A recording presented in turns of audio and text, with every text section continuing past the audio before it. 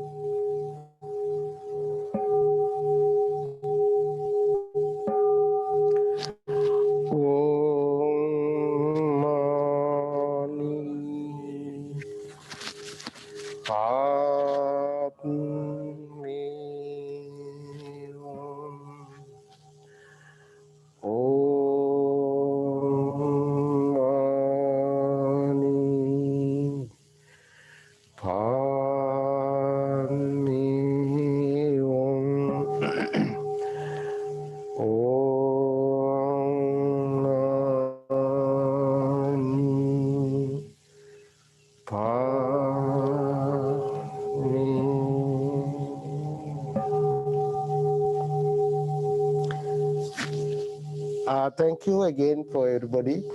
I think I don't have to take more time.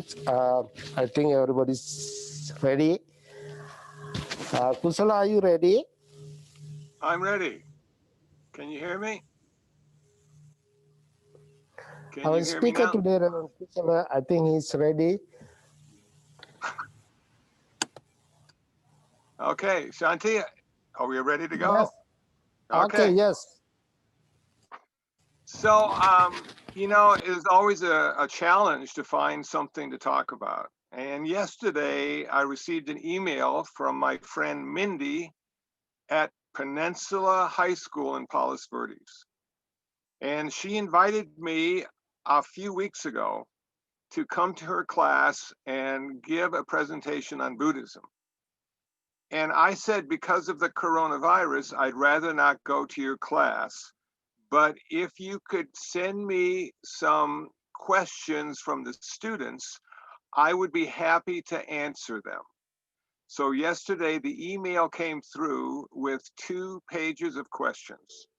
So I thought that would be a good place to start my talk. Some of the questions from Peninsula High School. Now, ultimately, or eventually, I like to turn this into a podcast and maybe make it a YouTube video as well. So we'll see how that goes. I do have a little extra time these days. So these are the students. Now the students wrote these questions down, gave them to Mindy, the teacher. Mindy emailed them to me. And the first question is, have you gotten close to achieving nirvana? And if so, did you stop and go back to help others get close?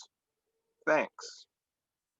Well, that's really a great question. And not the question of did I get close to nirvana, because that should be apparent to everybody that I've got a long ways to go.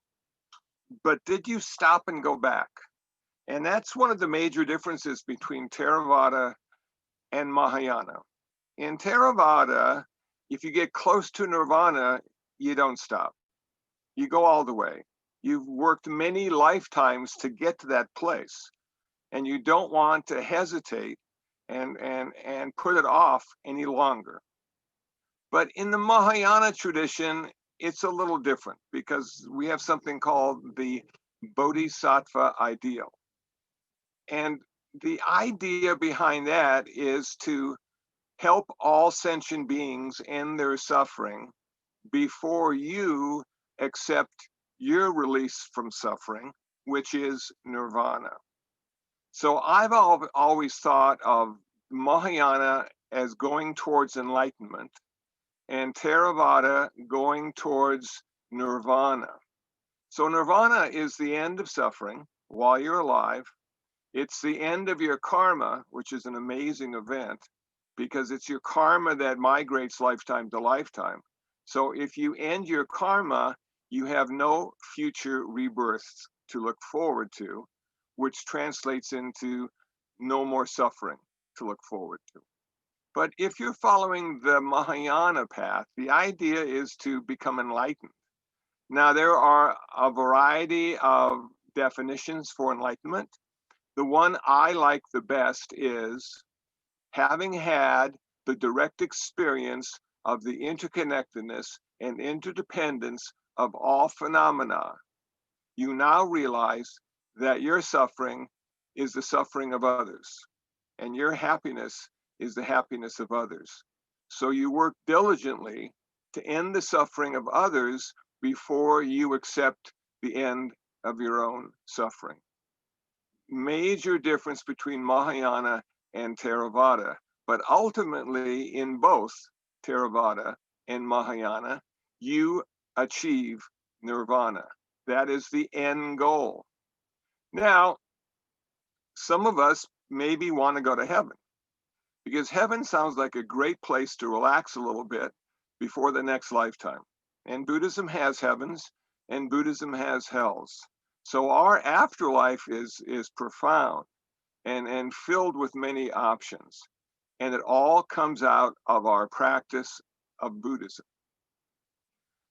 Question number 2. How did you choose to teach meditation to kids in jail?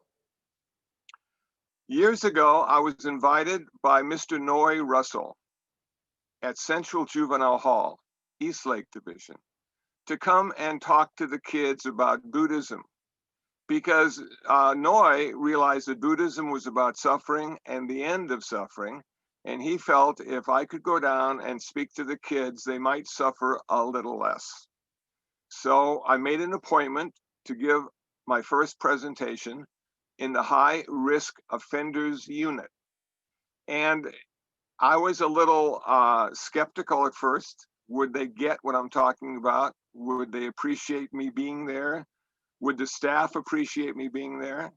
But I pushed all that aside and went to Central Juvenile Hall and gave my first talk. Now, as I'm fond of saying, when I walked into the unit, I felt immediately comfortable because we all had the same haircut.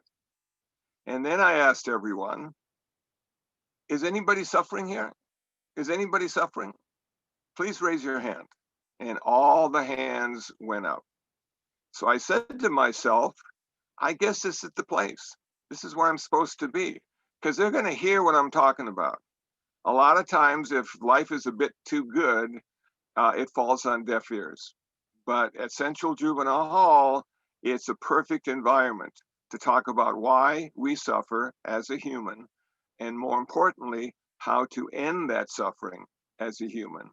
And as I talked about meditation and relaxing into the present moment and getting rid of past and future and coming to that experience of your life right here, right now, I realized that that would lead everybody who meditated to a place of relaxation and calm, if only for a few minutes or even a few moments.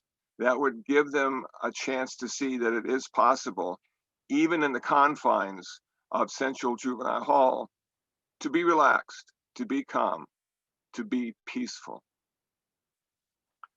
Question number 3. How much of your day does your religion take up? Well, once you get ordained, your religion takes up 24 hours of your day, because everything you're doing and everything you're thinking sort of relates to the reference point of being ordained as a monk or Dharma teacher or simply a layperson practicing Buddhism. So 24/7, that's how much time I devote to my religion. But the religion turns out to be simply the way you live your life. You see, it's become a lifestyle. And in that lifestyle, everything is determined by the 5 precepts. I'll practice not to take life. I'll practice not to take what is not given. I'll practice not to indulge in sexual misconduct. I'll practice not to speak unskillfully. I'll practice not to consume intoxicants. So those 5 guidelines are there 24/7. And that's what you're using as your reference point to be skillful. Now, being skillful means that you're reducing your suffering rather than increasing your suffering. So words of warning to anyone who picks a religious path: it tends to take over your life. Next question. Where do you find the peace to meditate? And what are the things you think about or do to bring about that sense of peace and balance? Well, the meditation center is located in Koreatown, downtown Los Angeles. There is no peace. Right now, as I'm looking out my window, I can't hear any sirens. I can't hear any helicopters. I can't hear any motorcycles without their mufflers on. I can't hear the big trash trucks picking up the trash. So right now, there's peace. 20 minutes, 30 minutes, 45 minutes, it all goes to hell. So there is really no good time to find peace at the International Meditation Center. What you need to do is make the peace yourself. You need to go inside. You can't rely on outside as the environment for peace. The peace resides inside. So even if there are helicopters and sirens, sitting in a meditation, you can allow yourself to simply relax into the experience of the sound or the smell or the taste or the touch or the thinking that really never stops. And I've often thought, even if I was secluded in a national park, in a small cabin, by a stream running by, I'd still not find any peace. We'd have the bears and the mountain lions and the birds and the raccoons and the squirrels, just a different kind of irritation. So we need to meditate wherever we are. And that's one of the aspects of mindfulness meditation. You can meditate all day, every day. You don't need to be in a special place. The advantage of being in a special place, like IBMC and our Zendo, is you have like-minded people with you, encouraging you to find the peace inside. And that's a big help. You're less likely to get up and simply go turn on the TV if you're sitting with a bunch of other people who are meditating. Next question. What made you enjoy Buddhism more than Christianity? Do you still think that the religions are on the same level, or do you believe that Buddhism is superior? Well, when I was a young lad, back in the 60s, my folks used to take me to church. And to be honest with you, I couldn't understand what the hell they were talking about. Because it was like, you know, the New Testament, the King James Version, it was really weird English. It was all sort of, you know, metaphoric and stories and not a clue. So I realized at some point that Christianity wasn't for me. So I became an agnostic. I became someone who didn't want to commit themselves to any particular religious view. And I felt that there was freedom in that. And it was also pretty cool to call yourself an agnostic. Now, as I got older, I realized that that probably wouldn't work the rest of my life, that I really needed to attach myself to something that would give me peace, give me insight into the true nature of my life. And I just happened to find out about a gym and joined a gym at the age of 28 and started working out. And then I found out about meditation. So I started working with the body first. And then I said to myself, you know, I got this brain attached to my body that's not really doing anything at all. Maybe I should find out about meditation, and meditation then would help me. So I read a book or two about meditation, and then I found Buddhism. I found a book called the Dhamma, which are verses that the Buddha, one of the most ancient texts of early Buddhism, all attributed to sayings and speeches of the Buddha. So I read that, and from page one, it made sense. It wasn't the King James Bible. It was how to live your life. It was what it meant to be a human being. It was what it meant to suffer, and more importantly, what it meant to end your suffering. So between the gym and meditation, Buddhism started to become a very important part of my life. Now, I've been a member of various interfaith groups, Garden Grove, Westminster, Stanton Interfaith Group, Mid-Wilshire Interfaith Group, Buddhist Catholic Dialogue. So I've come to the conclusion that Buddhism isn't any better than Christianity. It's just a different path. with a different end result.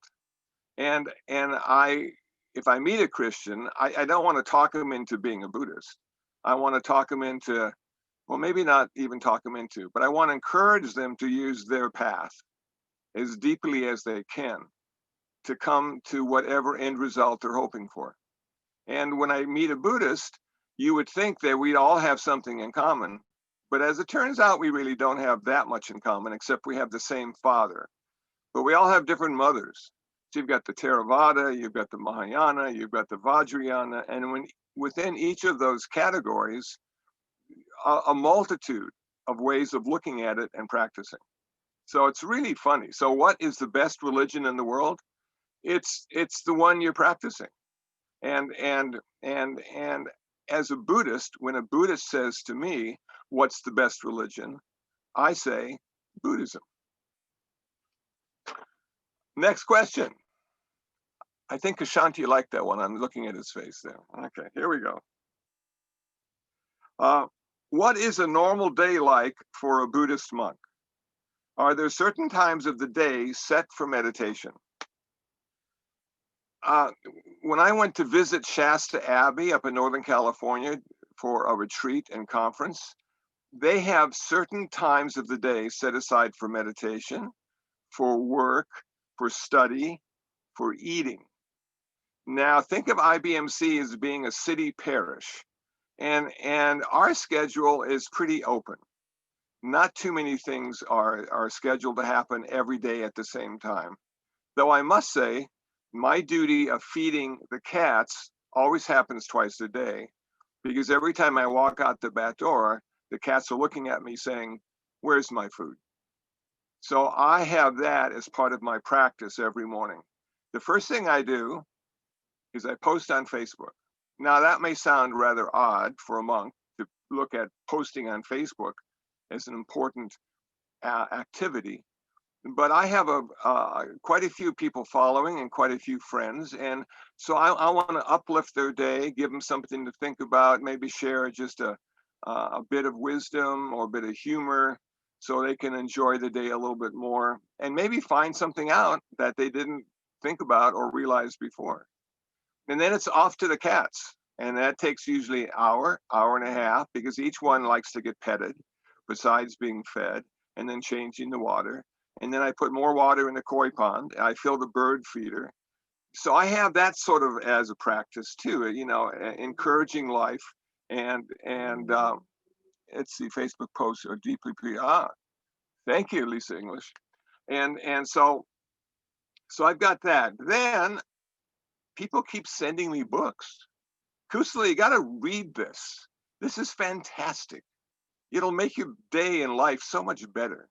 I'm going, okay. And then they suggest maybe documentaries on Amazon Prime or on PBS. And Kusala, you got to do this too. I just got an invitation to do a book review of a book. And I'm thinking, oh my gosh, that means I got to read 350 pages and actually say something about them. And then I got my list yesterday from the high school saying, hey, these are the questions we'd love you to answer. There's only 45 of them. Come on. So I'm thinking, okay, that's a good solid week's worth of work and thinking and speaking. And then maybe I'll have breakfast. Maybe I need to eat just a little bit something to keep the energy up and keep me going. And I got to take my vitamins, because I got to be able to relate to the world in a healthy, compassionate way. So every day at IBMC is the first day. It's never the same 2 days in a row. Now, some people might say, that sounds wonderful, because I do the 9 to 5. I have the same little cubicle. I see the same people. I am so bored, but the paycheck is pretty good. Well, I have just the opposite. Every day is new. Most of the stuff that happens, I haven't done before in the same way I'm doing it today. I don't do this for money. You don't make a whole lot of money being a monk, but somehow you always seem to have enough. And there you go. So lifestyle, yeah, that's pretty good. Career, well, not so much, you know, and so lifestyle has been very good to me. It's kept me lucid. and flexible. Next question. What is your favorite meditating technique? And what does the Buddhist diet look like? Well, my favorite meditating technique now is called shikantaza, which is Japanese Zen for just sitting. But I started with mindfulness years and years ago, and I found that gave me a little bit of agitation because I started to see too clearly how screwed up the world was. Then I said to myself, well, I'm going to go after the bliss and happiness of samatha meditation. You know, the Buddha did both. He did mindfulness and he did samatha. And he had great insight and he had great compassion. And he didn't go nuts. So the idea for me was to find this samatha meditation and go deep, deep, deep into the breath, using the breath as the object of meditation, going deep into one-pointedness to concentrate for 20 minutes, a half hour, 45 minutes on just the breath, allowing all the other thoughts to fall away and just come to that place of the present moment experience of my breath. So it took a lot of energy. I had a lot of great insights. It was very important that I did that. But now, you know, I'm sort of old and I really like the idea of just sitting.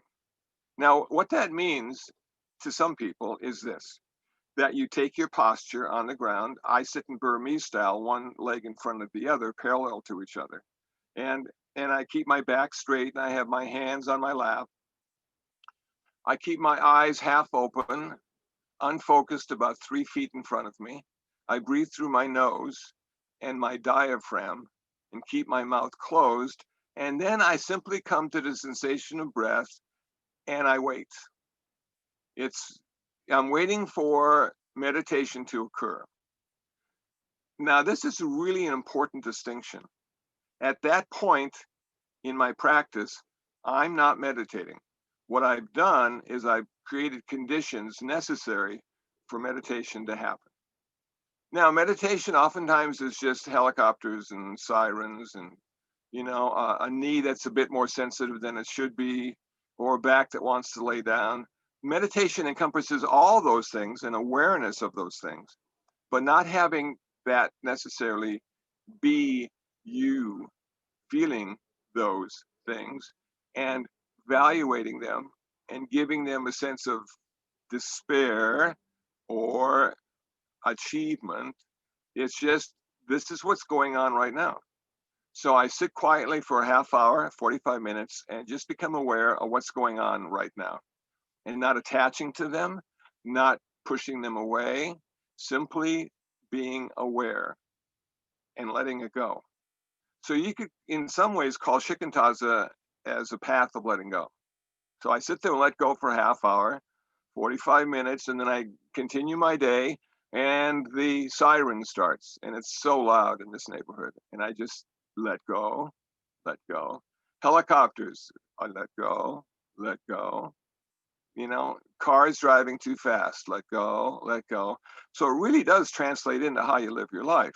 The meditation practice is not to go to La La Land and stay there. The meditation practice is to allow you to be more skillful in your everyday activities. So my primary focus is on the breath. I like it. It's always there. If I'm not breathing, I don't need to meditate. What's the Buddhist diet like? Well, it depends who the heck you talk to.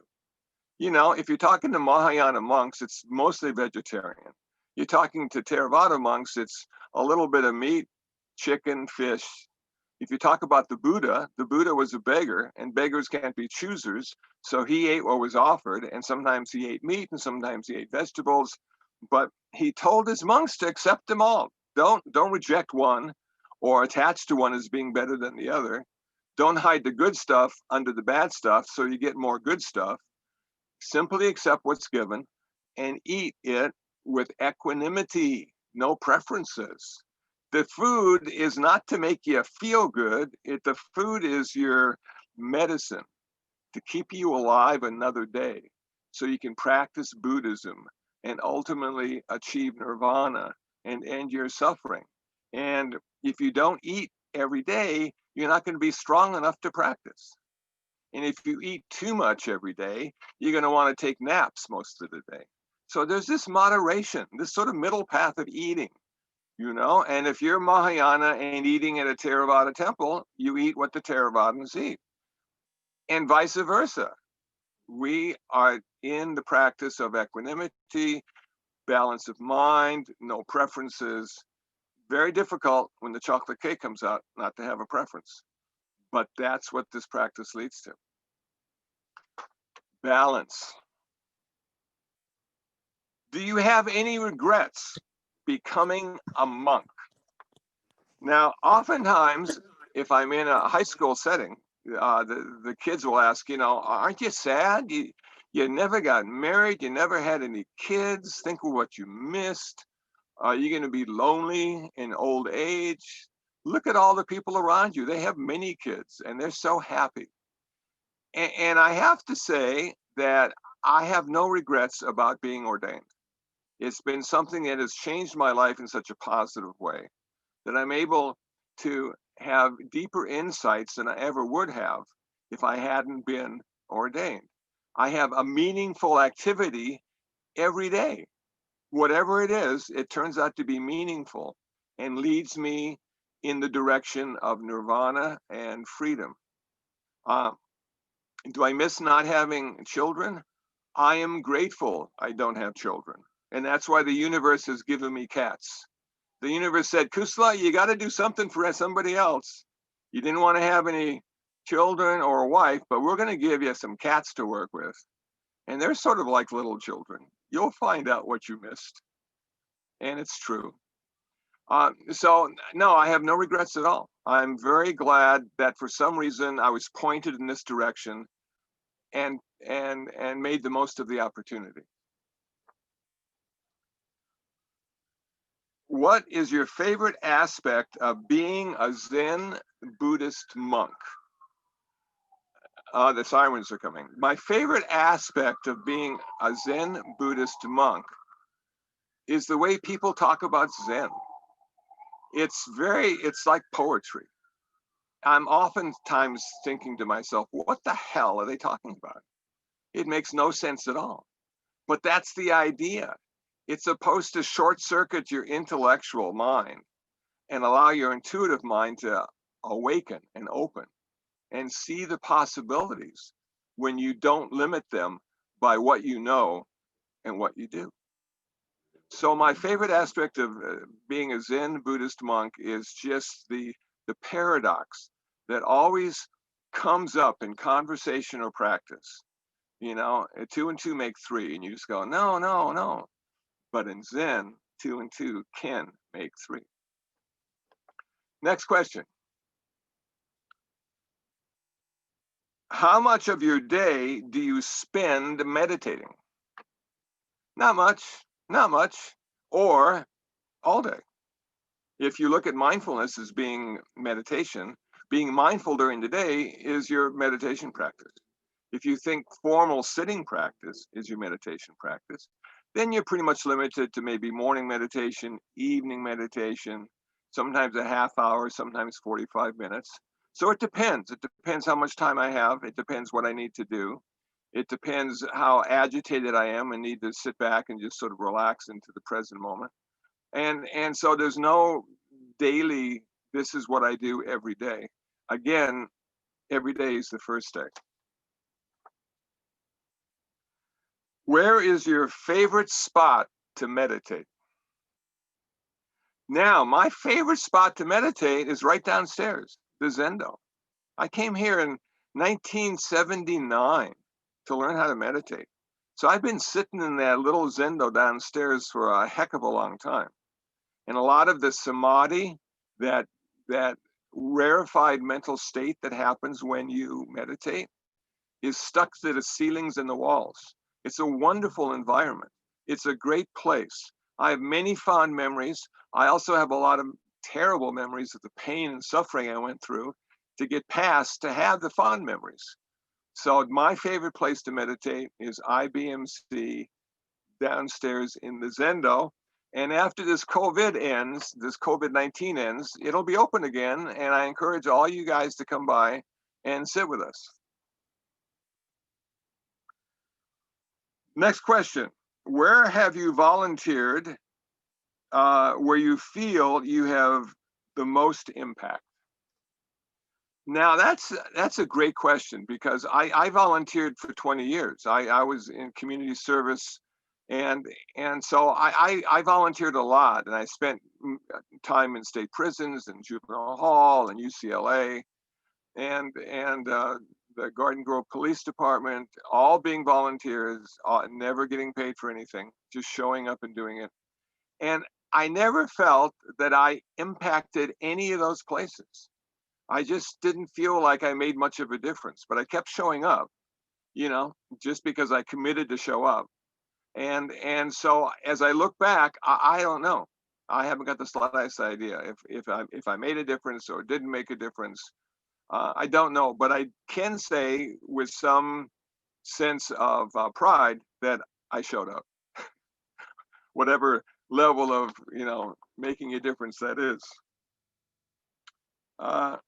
Okay, this will be the last one, because I see the time is getting late now. What has been your experience with Buddhism in America? What, in your opinion, is the most difficult aspect of Buddhism? Well, Buddhism in America, it hasn't been here very long, 100, 150 years. We're just like, compared to the rest of the world, we're just infants. And we're just starting to figure it out. And we're just starting to imprint it with American concepts and activities. And maybe one day we'll have Buddhist Christmas or Buddhist Easter or Buddhist Thanksgiving. But right now, most of the Buddhist holidays we celebrate and practice come from overseas. They're not American. Do we have American Buddhism? We don't have American Buddhism. I'm ordained in the Vietnamese Zen tradition. The other American monks and nuns I've talked to have always been ordained in either, Tibetan or Mahayana or Theravada, but not ordained in American Buddhism, because we don't have American Buddhism and we don't have American temples. That's what makes this temple sort of unique, is Dr. Thich Thich Nhat said, I want this temple to be for Westerners, for Americans. Now, what does an American look like? Like everybody. And so I want, you to speak English. I want you to not necessarily pick one form of Buddhism. He always invited a variety of teachers from a variety of traditions and backgrounds to teach here when he was alive. So American Buddhism is just up in the air right now. Are we going to have more Theravada, more like the Catholics, or are we going to have more Mahayana, more like the Protestants? Will we have both? And will people choose? And then we have the Dharma teachers, and they are an important voice in American Buddhism as well.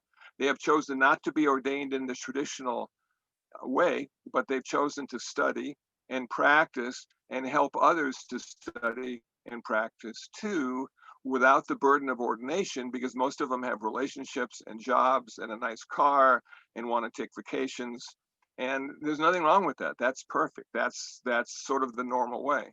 The monastics, on the other hand, have a bit more time and a bit more focus, because we're not distracted by all the other things that the Dharma teachers are distracted.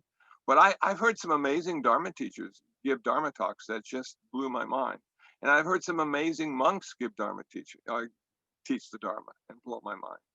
And I've also heard the other side of it too. So it really depends on the person.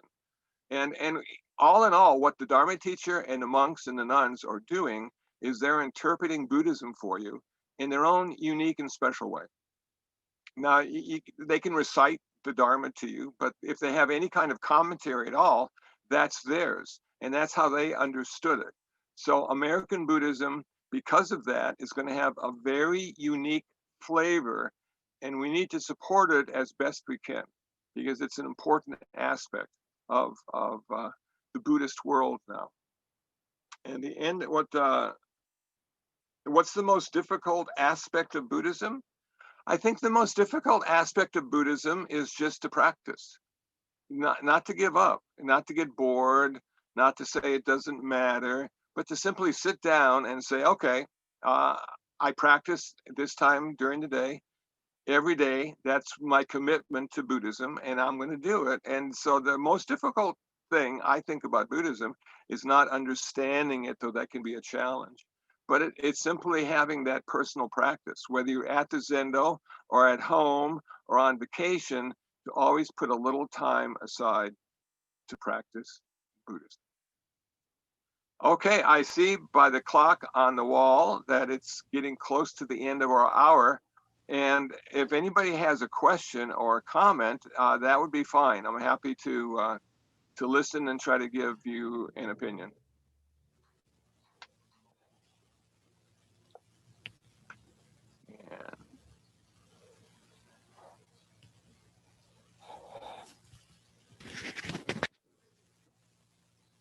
Okay, I've got the gallery view on. Hey, Stephen, Saboda. Okay, and there's Lisa English. And I saw Holly was here too, which I don't see her now. Oh, there she's got a picture up. I haven't seen Holly forever. You know, good to see these people. So any questions? No question. Okay. Me? Hard to get the first question going. Hey, Stephen, how you feeling? I'm better? Oh yeah, I'm fine. Thank you very much. Good. It's been a long road to recovery, but Yeah. I'm walking more normally now. Good. I got the disaster before everybody else did, but it was my own unique disaster. Fortunately, it wasn't COVID-19. Yes. Yes. Exactly. It was a bacterial infection that gave me pneumonia, but Man. I let it go too long. You know, I thought I would bounce back from it, but you know, as you get older, you just don't bounce back from it. No, there's no bounce. No, there's no bounce.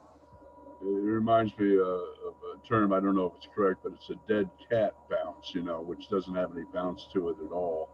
Yeah, exactly. So, thank you. So what's your question, Stephen? You got a question? I wish I did. Often I do at the beginning of it. I like to initiate questions because it gets the flow of questions going. Well, I really liked your point about what's the most difficult is to actually practice, you know, to sit, to be mindful, to get centered again. And, you know, that's the essence of Buddhism. And I think that's the hardest thing to always come back to is to, you know, to come back to your practice and to center in yourself to know where you're at.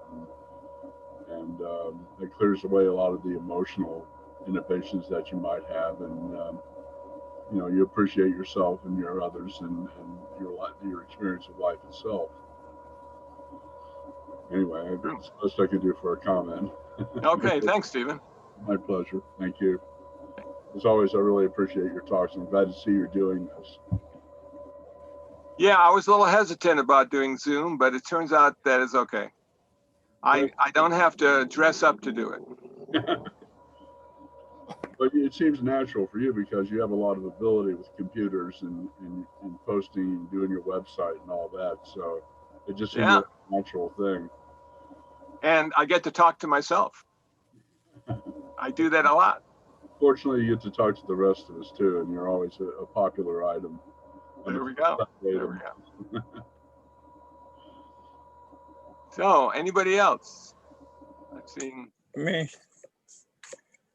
Yeah. I'd like to just say that I appreciate this format of being on in a Zoom room. And I'm a professor and I'm on Zoom rooms constantly because everything's on Zoom. But I live in Chatsworth, and it's just a long way down to the IDMC. I used to live in Santa Monica, and back in 1976, I was involved, and it's just been an awful long time since I moved to the Valley. So I'm really glad that, you know, I'm just wondering, this is my question. Do you think that this sort of thing could continue? So those of us who can't make it because of the distance might be able to, you know, the spirit of the thing, the beauty of the Zendo, everything just inspires me. So if I could at least get it like this, I'd really appreciate it. Yeah, I'm thinking that there's going to be, after we open up, gosh knows how long that's going to be, we'll probably supplement the Sunday service with the Zoom as well. So people don't have to be here. We have a small center, so not a lot of people can come anyway. There's rarely any parking available, so that's an issue too. But anybody that has a computer, I'm hoping we can continue to Zoom even after we open up. So people like you won't have to drive and try to find parking and go through all the frustration to hear some good Dharma. Exactly. I have tried to find something in the valley, and there is there's one of the Japanese Shin temples over in Pacoima. Tried that for a while, but it's not IBMC, and that's not what I'm used to, in fact. So I really do appreciate it, and I hope it continues, along with, of course, whenever I can make it down there.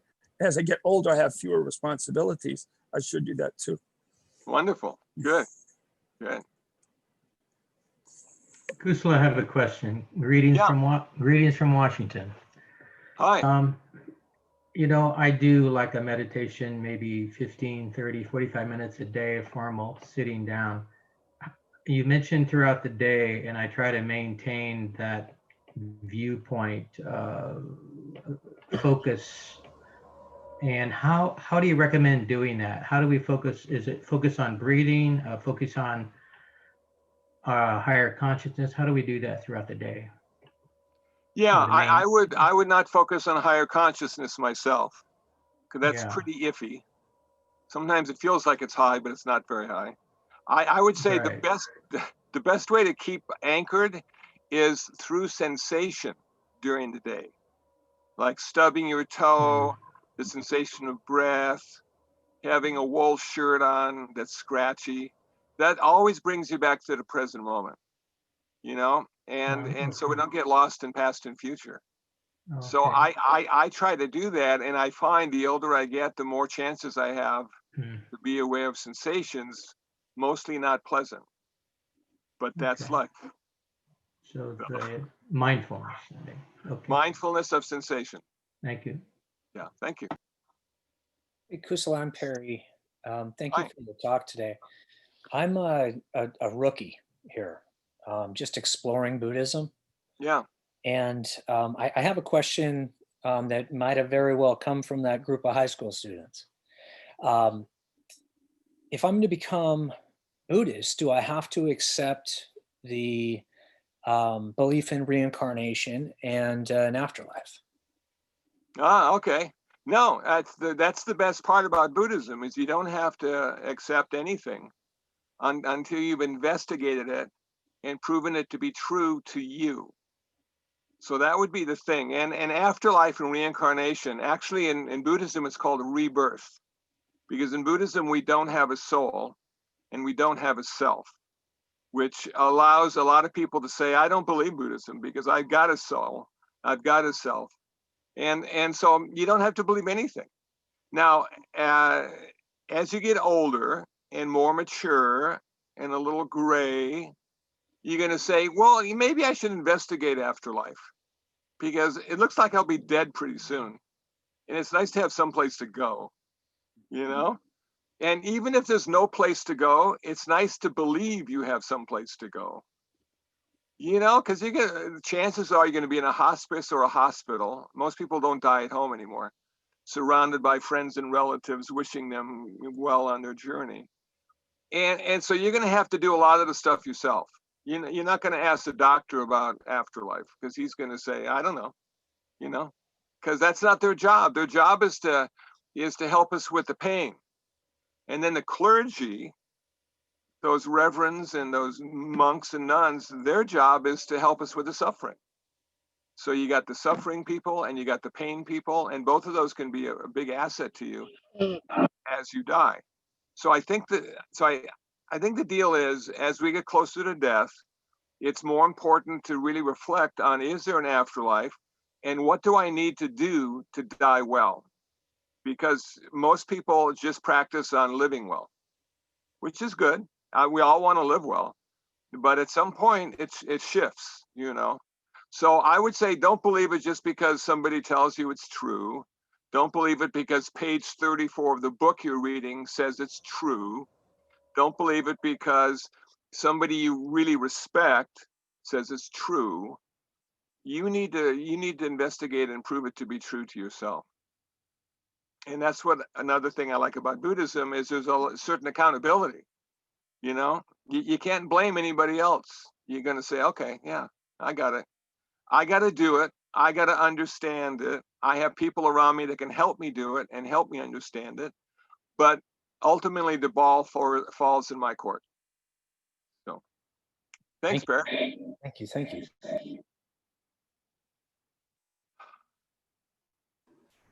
Okay. Hello, Bhante. This is Nick. Oh, I have a yeah, question. Nick. Okay, Nick.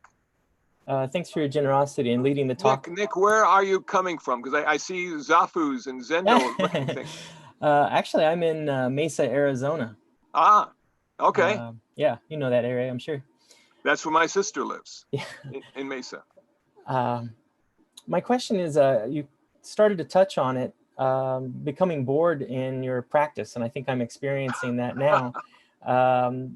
I have a very simple daily practice, following the precepts, meditating and studying Dharma, maybe listening to a Dharma talk, maybe one of your podcasts. Now I'm discovering the length of time sitting in meditation, and then the daily living, the precepts starting to get kind of stale. Can you speak to that? Like maybe introducing something new. Maybe there's something I'm not doing that that could like reinvigorate it, or maybe this is just one of the downs that life throws you. I'm not sure. Okay, and this has to be the last question. I just saw the little thing on the screen. Nick, you're doing it right. You're doing it right. It's not supposed to be exciting. It's not, it's not supposed to be new and challenging. It's supposed to be like brushing your teeth. Now, do you get excited when you brush your teeth? Maybe a new toothpaste will help you. Maybe a better brush, or maybe go to the electric brush. But you know what? Even after a while with that new electric toothbrush, it gets boring. And why do you do it? Because people have always told you got to brush your teeth. If you don't brush your teeth, they'll rot out of your head, and you have to spend thousands of dollars to put them back in. So you say, okay, I'm brushing my teeth. I brush my teeth. So when we're meditating and when we're practicing Buddhism, we're not doing it to have fun or to have spiritual adventures or to astral project into another universe. We're doing it because it reduces our suffering. In the same way brushing our teeth reduces our chance of cavities. And so we just do it.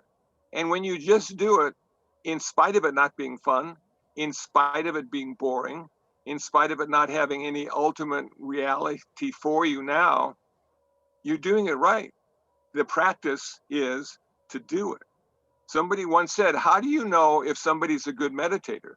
And the answer was, the person that meditates is a good meditator. That's it. You don't have to do anything other than just sit down and spend the time doing it. So I think you're doing it right. And I think the boredom is setting in because you've done it for a while now. And this is the perfect challenge for you. Can I do it and not get anything out of it? And the answer is, yeah, you can. You can. And you won't see you getting anything out of it, but you are.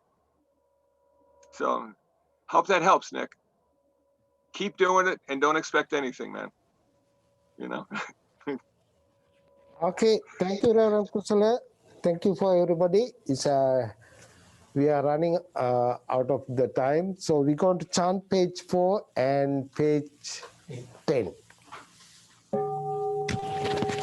Namo tassa bhagavato arahato samma sambuddhassa.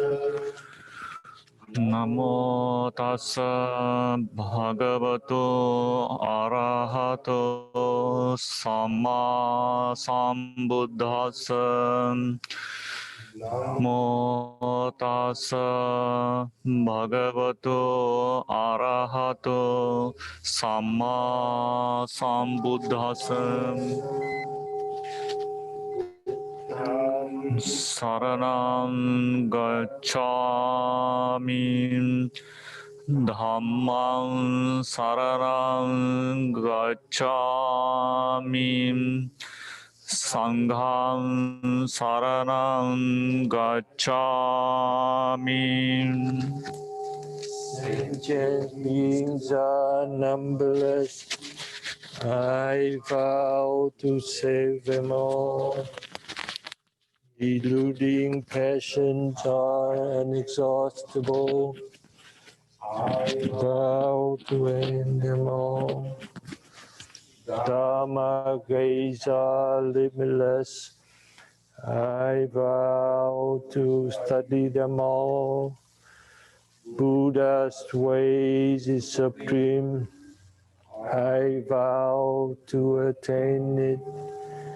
May suffering ones be suffering free, and the fear-struck fearless be.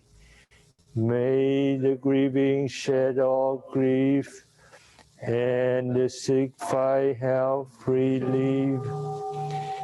Nguyện di thử công đức phổ cập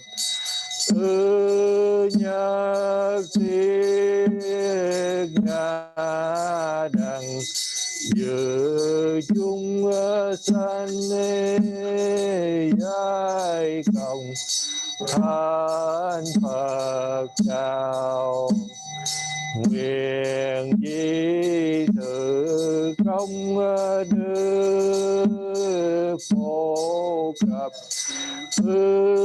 nhất thiết ngã đẳng dự chúng sanh giai cộng thánh Phật đạo.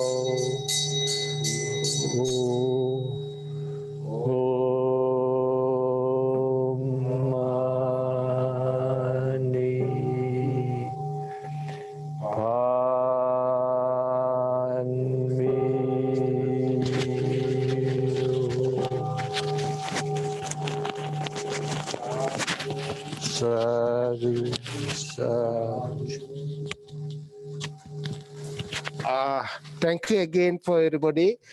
Just few announcements. Next week, Mr. Sai Marjan, he's going to give a Dhamma talk. I think you remember him. Again, thank you again for everybody participate with us, and especially for Mr. Nam and the Nam family members and all the Mahasangha here and the Asan and the Caesar. Thanks again. And thank you all our members who participate here today. And I want to say a few things. Make sure when you're asking your question, should be a very short. Don't talk too long your question. Just short, directly go to the question, and make sure to answer also the quick and shortly, because today almost when service finish, almost 12 o'clock, talking everything. So make sure to a little bit look the time and ask the question shortly. Again, thank you for members, our members. We miss everybody. We hope we all can see one day soon, maybe end of the year, maybe next year. And if you want to donate anything, you can go to the web page and you can donate through the PayPal. And I wish for everybody good health and happiness. Thank you again. Sadhu, sadhu, sadhu. Bye, everybody. People there.